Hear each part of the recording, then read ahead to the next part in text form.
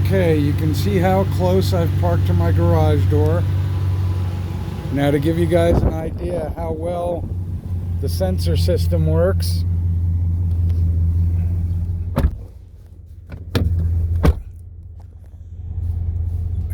when I turn it on,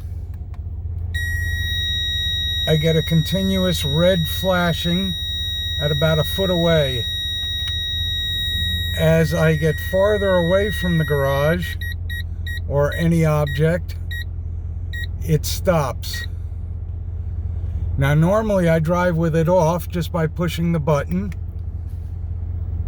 and you can see it's not lit.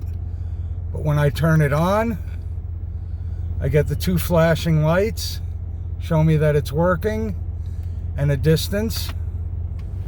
And as I pull up to any object,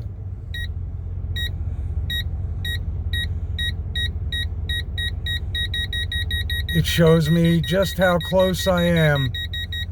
Red flashing, yep, I'm close. So when I turn off the truck, it will continue until I open the door, no power to the system, and it's off. So far, I'm very happy.